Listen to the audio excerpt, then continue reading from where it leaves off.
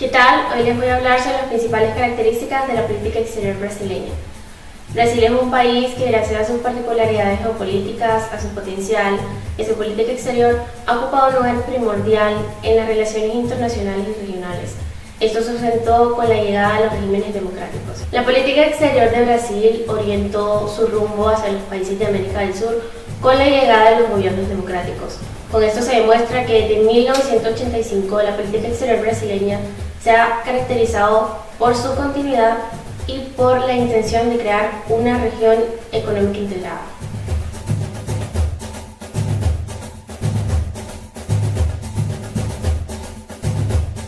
La política exterior brasileña presenta tres estrategias principales con las cuales ha ganado mayor margen de maniobra en el escenario internacional. La primera de ellas es la diversificación de las relaciones exteriores. Esta se divide en la autonomía por la distancia, que presenta un carácter defensivo, al no aceptar automáticamente a los regímenes internacionales prevalecientes. Aspira a una economía volcada al mercado interno y una postura de contraposición de la agenda de las grandes potencias para preservar la soberanía nacional. Y la autonomía por la participación. Cree en la adhesión a los regímenes internacionales, inclusive los de carácter liberal. No conlleva una pérdida de capacidad de gestión del Estado. Todo lo contrario, se puede influenciar la propia formulación de las reglas en el sistema internacional. Por último, en la autonomía por la diversificación, la adhesión a las normas y principios internacionales están dadas por alianzas de tipo sur y coaliciones con aliados no tradicionales, dado que a partir de ellos se reduce la asimetría con el tradicional mundo desarrollado. La segunda estrategia es un equilibrio blando. Este consiste en la utilización de instituciones internacionales y de instrumentos legales y diplomáticos para frustrar o restringir el uso abusivo del poder y las acciones agresivas de las grandes potencias, así como para defender o hacer valer intereses propios. La última estrategia es la unidad colectiva. Esta busca aumentar la integración, cooperación y concertación entre los países latinoamericanos, con el propósito de ganar fuerzas y robustecer la capacidad de negociación individual y grupal.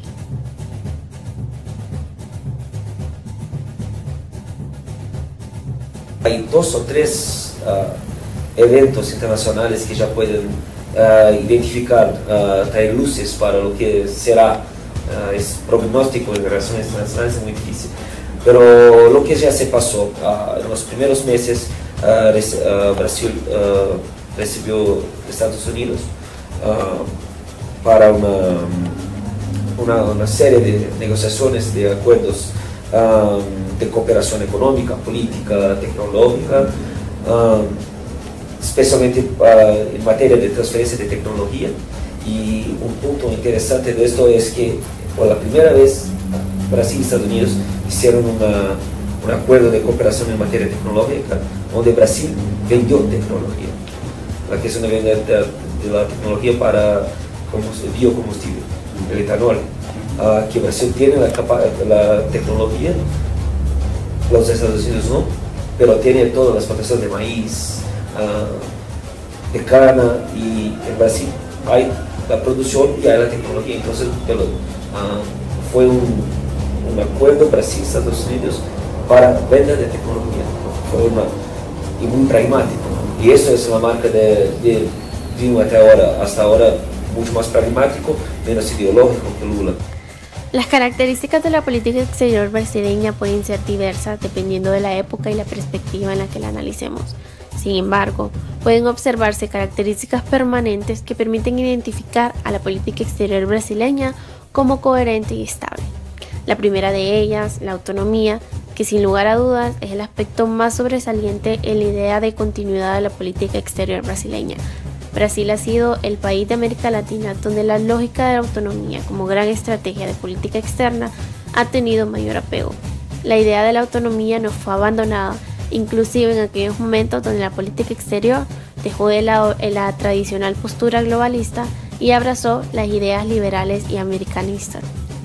El profesionalismo lo ha demostrado desde la época del imperio, específicamente en el siglo XIX, al instaurar el primer aparato administrativo con influencia europea, estableciendo de esta forma los primeros encargados como fueron el Ministerio de Guerra y de Extranjeros, que constituyen la base de la diplomacia brasileña.